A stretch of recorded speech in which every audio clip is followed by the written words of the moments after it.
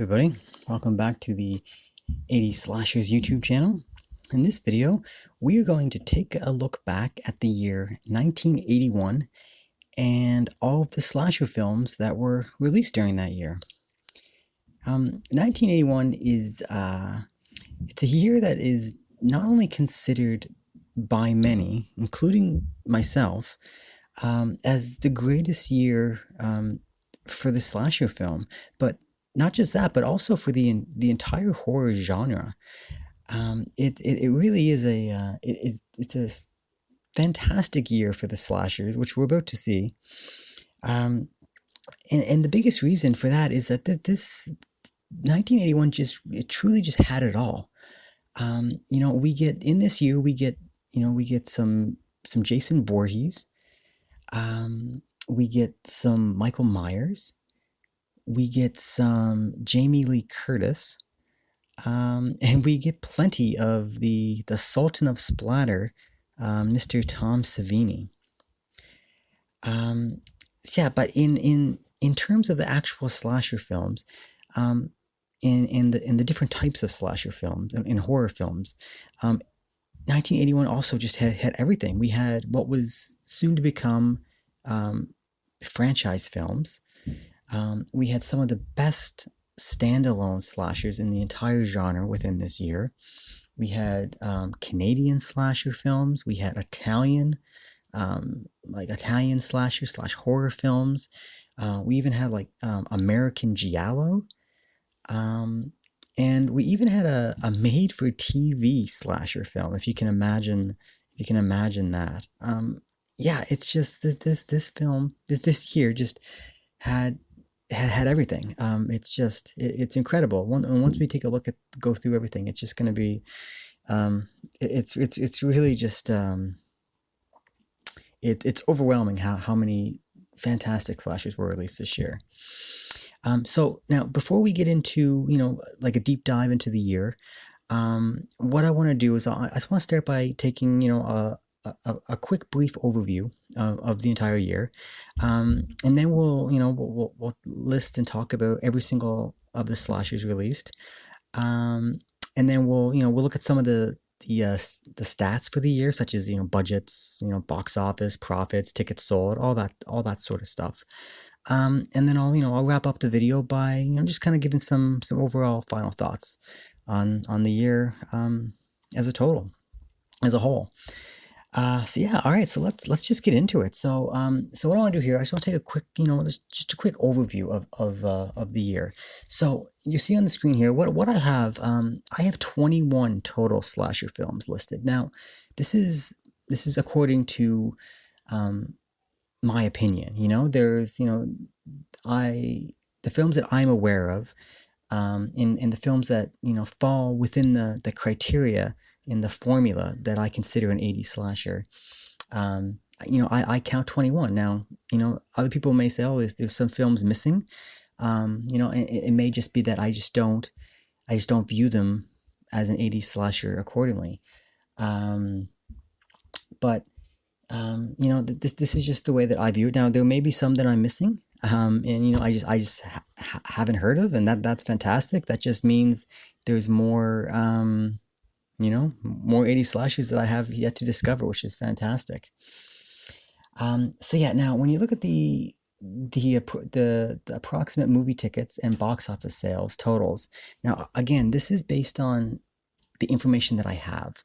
I only have not all these 21 films I can find information for. So of the ones I can find information for, these are the totals. So these numbers are actually a lot lower than the actual returns would actually be. But you see, movie tickets sold, over 30 million movie tickets.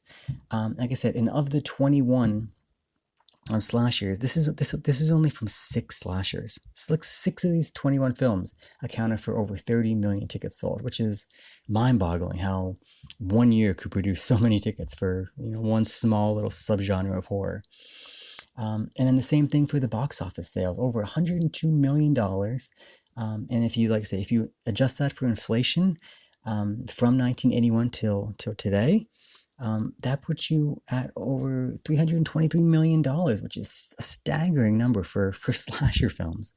It's yeah, it's fantastic. And again, this is for like, let me see here, 12 of the 21 films. So, the actual numbers are probably a lot higher.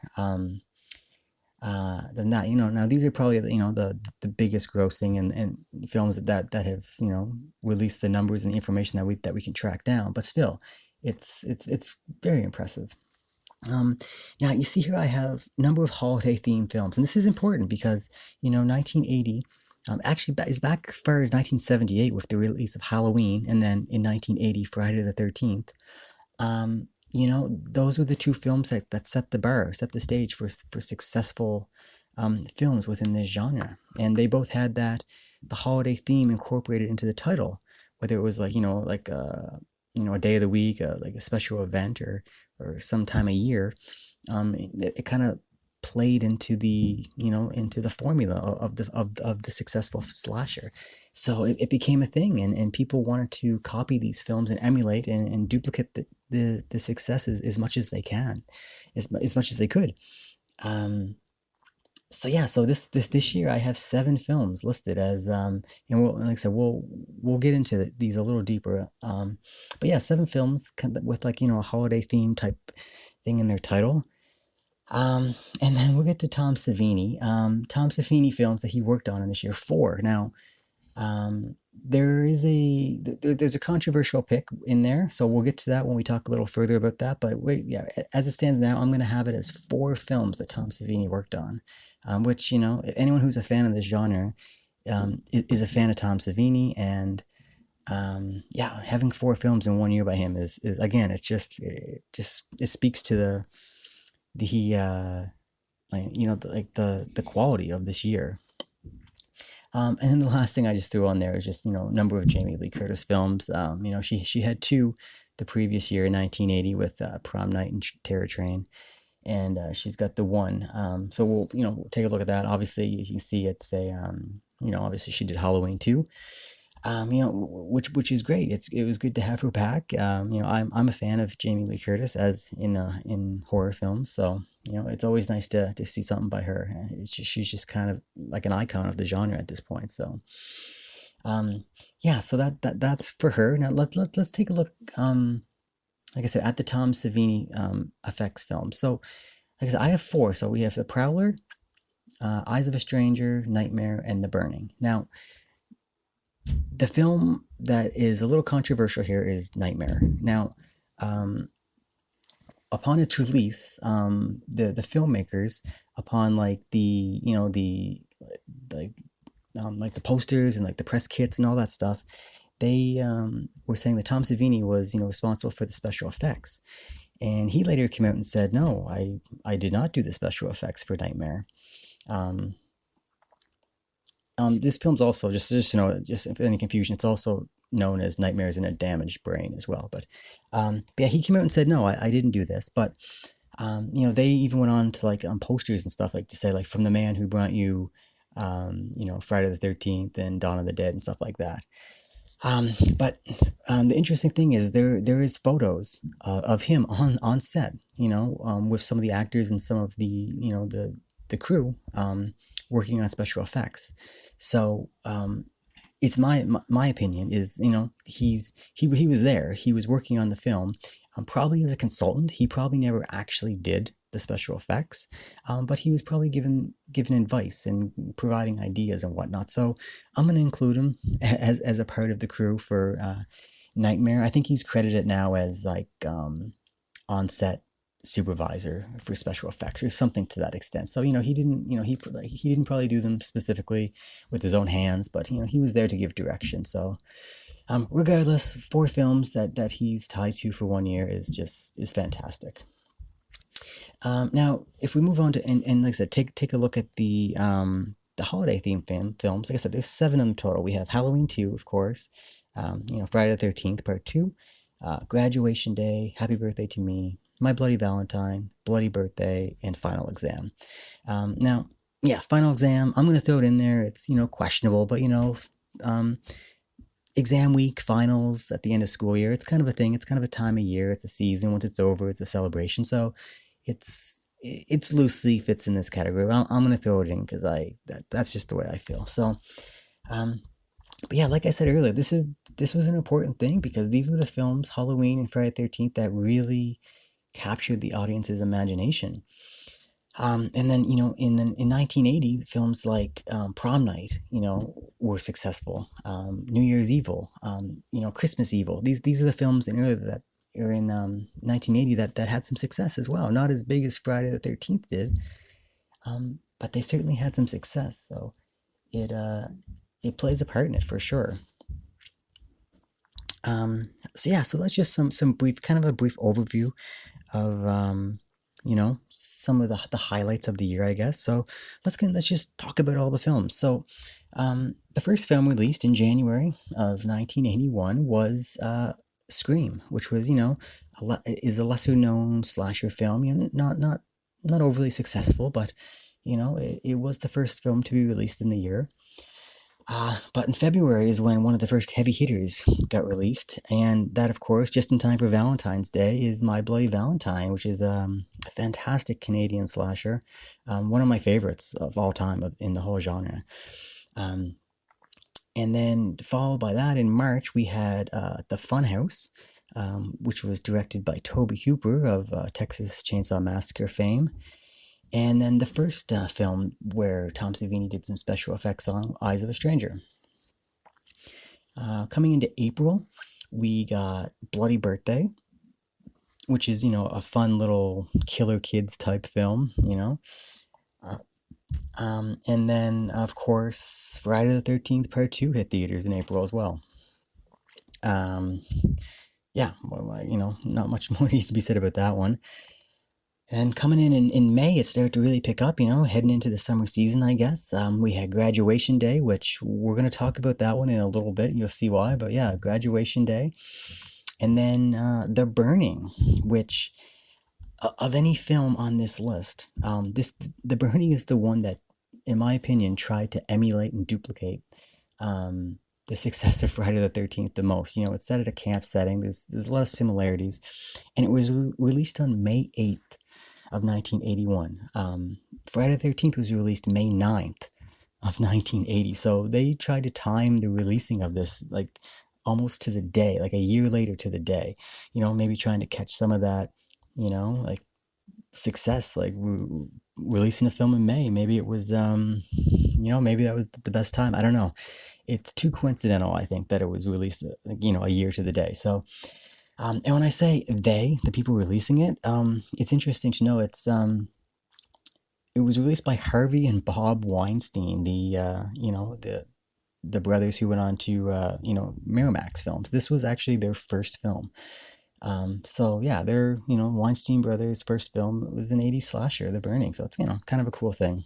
And then also in May is Happy Birthday to Me, which is another fantastic film. And then in June, we get, one of the lower budget films within the year is Home Sweet Home. It's, again, another not often seen to on it film, but, and then also Final Exam, which is probably the one film that is still inspired by Halloween. You can't help but notice the similarities between Final Exam and Halloween. In July, there was nothing released. And then in August, we get Hell Night, which is a Linda Blair movie. Again, kind of a big deal. Everyone had known her as a little girl in The Exorcist. So now she's kind of grown up and she's, in an '80s slasher. So that's pretty cool. And then September, we're coming into the home stretch when the horror season picks up. So we got Don't Go in the Woods, which is really, really low budget slasher. Campy, cheesy, really fun movie. And then we get Night School, which is like an American giallo, like clearly inspired by the Italian giallos, but it's an American film and shot really well, really good film. And then in October we have actually 5 films released, and it's not surprising since October is the Halloween season, so a lot of horror films are released that time of year. First off, we had Absurd, which was an Italian horror film, a sequel or follow-up to 1980's Anthropophagus. And then we had, as we mentioned, Nightmare, the controversial Tom Savini special effects film. Then we had our TV movie, Dark Night of the Scarecrow, which is, yeah, made for TV slasher film. It's not like, it wasn't like a hard R rating. It was on TV, but it still fit the bill. So yeah, it's just kind of a funny thing. Like even the TV networks were trying to get in on this slasher craze at this time. It was just so it was just taking off so much. And then of course we had Halloween 2. Yeah, like right near Halloween season, and this was a big deal. Halloween came out in 1978, and it's 78 to 81, 3 years until there was a follow up. So this did really well. Again, we'll talk about that when we get into the stats, but yeah. And then the last one in October was Madman, which again, kind of a Friday the 13th. Trying to capture some of the Friday the 13th success, like a summer camp type of thing. Yeah, and then November, to round out the year, there was two releases in November. So we got The Prowler, another Tom Savini special effects, which is, in my opinion, probably his best special effects he did in a slasher film. You can debate that, but I really like his work in The Prowler. It's fantastic. And then the last slasher released in 1981 was Just Before Dawn, another backwoods outdoor adventure camping, kind of in the vein of Deliverance, but also a slasher film. Really good. And then, like I said, December there was no films released. Yeah, so if we take a look at the entire release schedule, you'll see here that it was pretty steady throughout the entire year. With the exception of July and December, every month had at least one or two films. Up until like October, had 5 films released. It's pretty insane. Like I would I would guess that you'd be hard pressed to find a day in 1981 if you went to the theater that a slasher was not playing the entire year. Maybe there was a few days in July, August, maybe in December, but for the majority of the year, you went to the theater, you could go see a slasher film. It's pretty incredible when you think of it like that, because nowadays and in later years, you get some every couple months, but this was like a non-stop just a stream of 80s slashers hitting the theaters, and it's fantastic. Yeah, so let's let's move on. Let's take a look at some of the stats.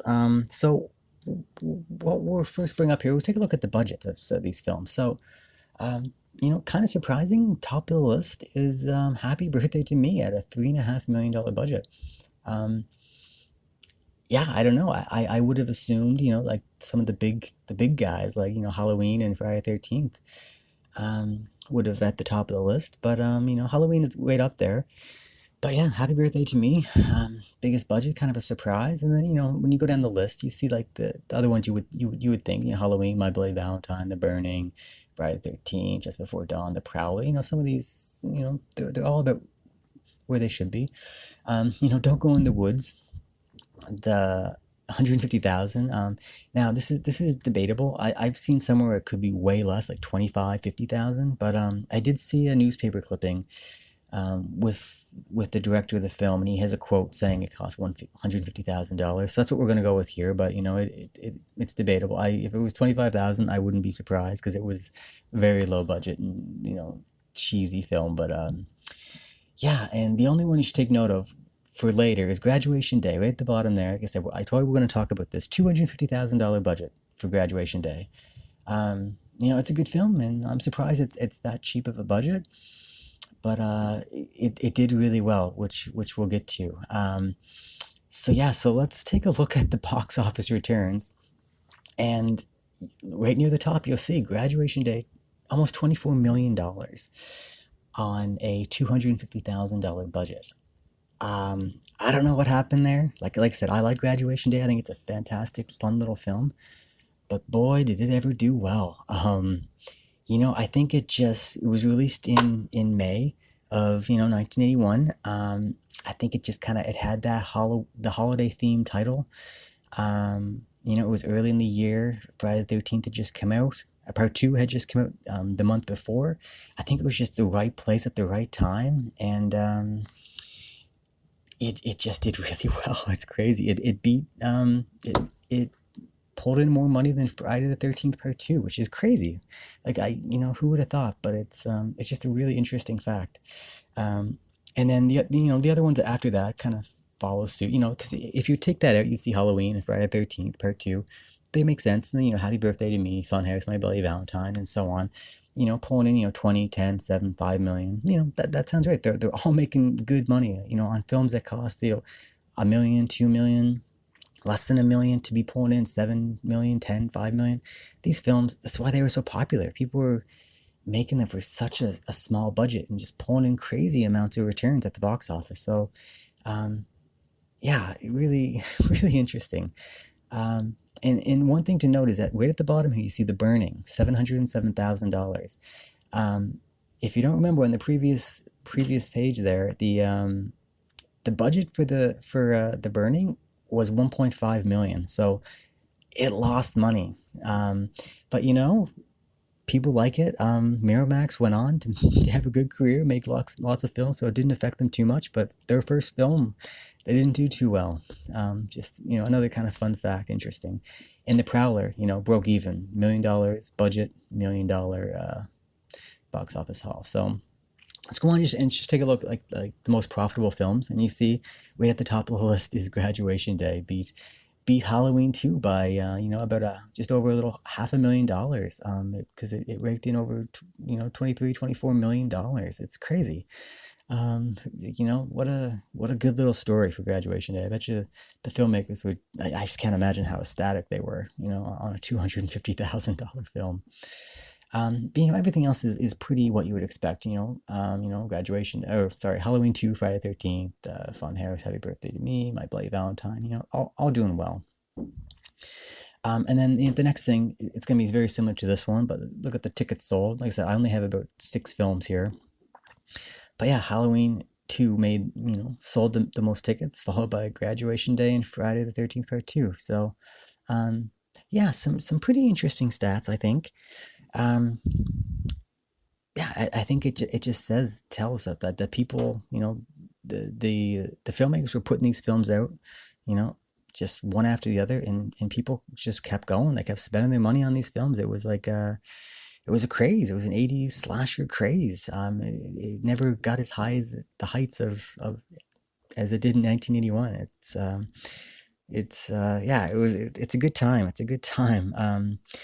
Like now, if you take a look here and just look at all the films here, it's just such an incredible year. You just look at these films on the page, like My Bloody Valentine, Funhouse, Friday the 13th, Graduation Day, The Burning, Happy Birthday to Me, Final Exam, Don't Go in the Woods, Halloween 2, The Prowler, Just Before Dawn, Madman. Like, man, what a lineup of slasher films. Like, well, we've never seen it before. We've never seen it since. Like, this is just the pinnacle of these films. Like, such an amazing lineup.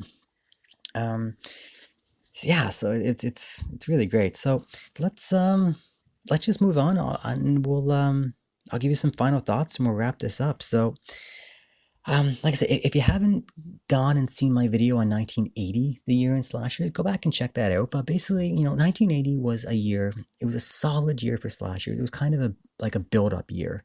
The genre was trying to figure itself out, with the success of Halloween and Friday the 13th. Those two films kind of laid the groundwork for what worked. And people were trying to duplicate that, to try to figure out how to recreate that success at the box office, And, after Halloween, Friday the 13th was the first film that really figured it out. And, May of 1980, they hit and it just exploded.